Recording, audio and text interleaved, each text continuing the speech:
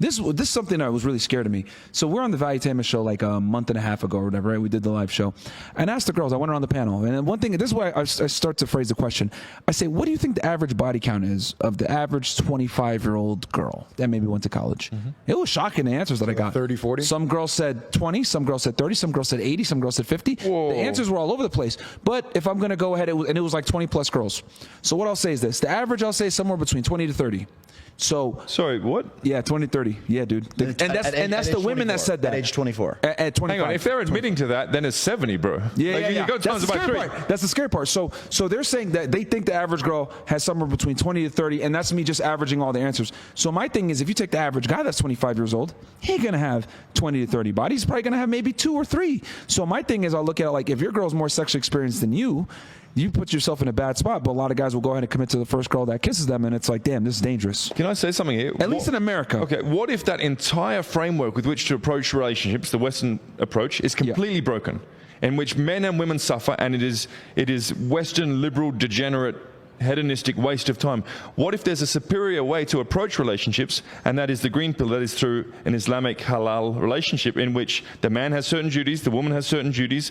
Both parties understand that their sex intimacy is a sacred thing. It shouldn't be spread all over the world. What if the entire framework of the Western world in terms of relationship is completely polluted and broken? You can reject that. I know men who have. And you can choose a halal approach to relationships through taking the green pill. You can have relationships in the Islamic context, which are a lot healthier, both physically, energetically, mentally, in every sense. I think you're right in practice, but I've seen a lot of young Muslim guys get married and then immediately they start simping for their wife, even in the marriage. Even though it's in a halal way, you could still, they get indoctrinated by their phones. And so if you get married too young without becoming established, I think that you're going to be able to get caught into that simping nature. And that is a risk. And I don't really have the answer for that, because I see a lot of Muslim men. Incel-dom. Be an incel until you're 35. Ignore women, ignore the distractions. If you have to once in a while, you can whatever. But just ignore relationships until you become extremely established, until you know exactly what you deserve and what you should demand for it. Ignore women until you get to that point where you're not. Because if you get married ultra young when you're like 22, 23, naturally you're going to want to give everything to this girl because you haven't been able to experience life yet. And also the value's out of whack. She's young and beautiful. You're a man who hasn't made it yet. Whereas and this is what I've noticed, people who get married real young, the imprint stays the same.